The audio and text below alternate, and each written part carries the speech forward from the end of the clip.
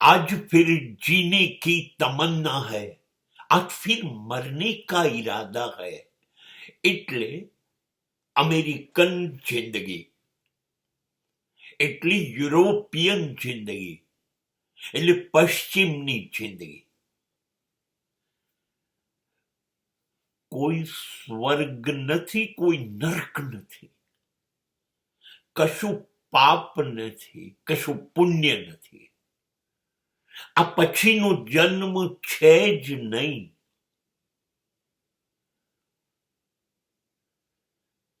આ જિંદગી છે, આ એક જ, જે 40, 50, 60, 70, 80 જે જેટલા વર્ષો મળી છે એ જીવવી દિલ ખોલીને.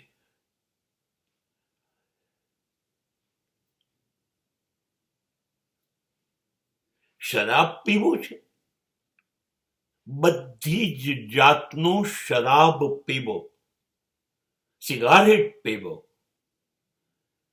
અફીણ, ગાંજા, ચરસ જેવું જેટલું મળી શકે એ જોઈએ છે.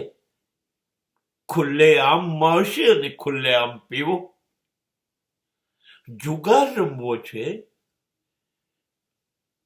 4000 કેસિનો છે એક જ શહેરમાં, લાસ વેગાસ, અને લગભગ બધા સ્ટેટમાં તો છે જ. 24 કલાક રમો, કોઈ પૂછનારું નથી. 24 કલાક નશો કરો, કોઈ પૂછનારું નથી. હવે આપણે ત્યાં બધું જ પાપમાં નોંધાય છે. ના, મને ગમે છે એટલે કરું. લગ્ન નથી કરવું, એક નહીં અનેક સ્ત્રીઓ સાથે જીવવું છે.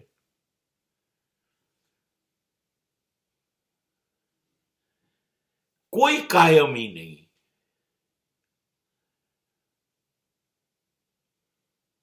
I want to enjoy sex and sex is not a crime. Alcohol is not a crime. Gambling is not a crime. I can do everything because I like to do it.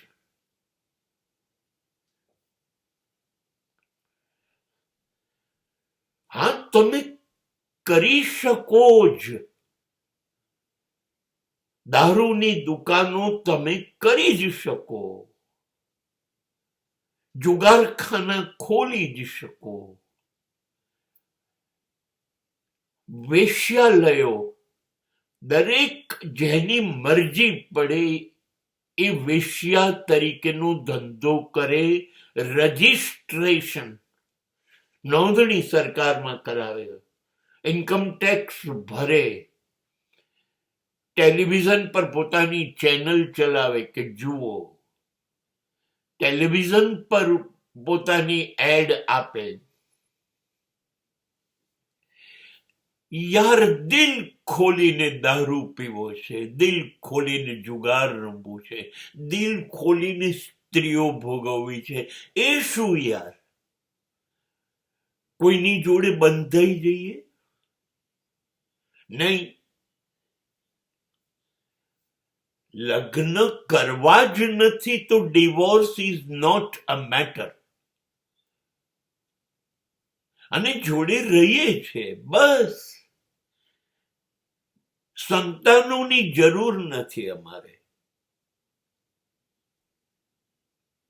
અમે રસોઈ નહીં કરીએ, અમે ઘરની કોઈ જવાબદારી નહીં ઉઠાવીએ. આવું દોસ્તીની શરૂઆતમાં જ સ્ત્રીઓ કહી દે છે.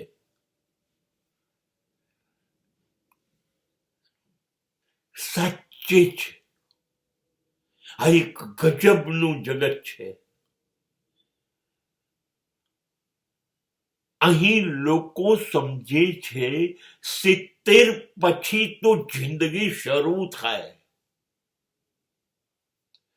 ત્યાં સુધી તો સોમથી શુક્ર આ બધું કરવા માટેના પૈસા કમાવા તો જવું પડે ને.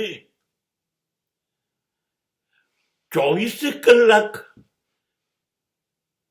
હવે તો સરકાર પેન્શન આપવાની છે દર મહિને 1.5 લાખ રૂપિયા.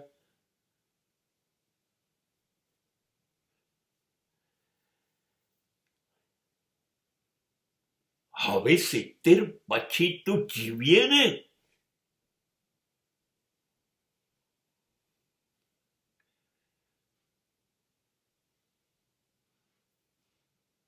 દિલ ખોલીને જીવનારા વૃદ્ધો 90, 92, 95 વર્ષે આપણું જેમ આધાર કાર્ડ ઇન્ડિયામાં છે એવું એક કાર્ડ છે અહીંયા. એક કાર્ડ છે બસ તમારી પાસે, એટલે દર મહિને 1.25 લાખ રૂપિયા તમારા ખાતામાં સરકાર મોકલી આપશે.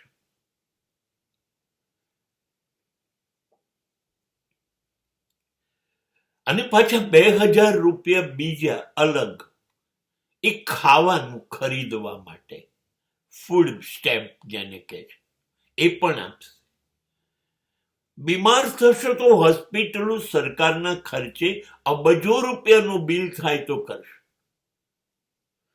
ઘર નથી, સરકારના ઘર છે, એમાં રહો, કોઈ ચિંતા નહીં. તો આટલી બધી સગવડ છે તો હવે મરવાની શું ઉતાવળ? જીવો, જેટલું જીવવું એટલું. આ લોકોને હું જોઈને એવું નથી શીખતો કે હું સિગારેટ પી લઉં, દારૂ પી લઉં, અફીણ ગાંજા ચરસ કરી લઉં, કેસિનોમાં જઈને જુગાર રમું કે વેશ્યાઓ પાસે પહોંચી જાઉં. ના, આમાંનું કંઈ નથી કરતો.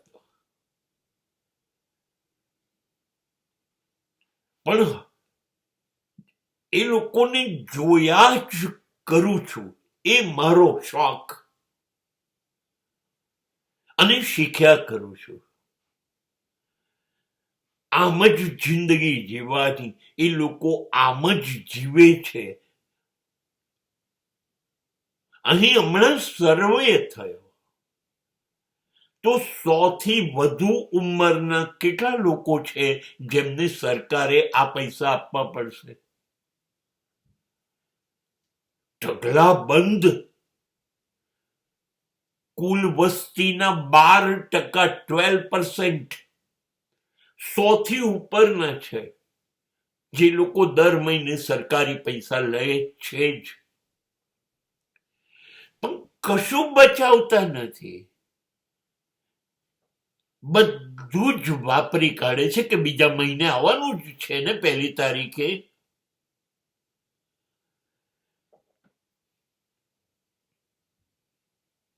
એસી 90 વર્ષના માણસોને એકદમ અદ્ભુત ડ્રેસિંગમાં જોવા, ગોગલ્સમાં જોવા, હેટમાં જોવા, પોતાની ગાડી લઈને ઉતરતા જોવા, હાથમાં કોફી કે સિગારેટ કે દારૂનું ટેન જોવું, અને મોલમાં રોજ ફરવા નીકળવું. આ જોઈએ છે તો એમ થાય છે કે યસ, આ લોકોએ જે ફિલોસોફી ઘડી છે, એક જ જન્મ છે, જીવી લેવું અને મનગમતું કરવું એ પાપ નથી, એ તો જિંદગી છે. અને પાપ હોય તો ભલે હોય, મર્યા પછી હશે ને નરક.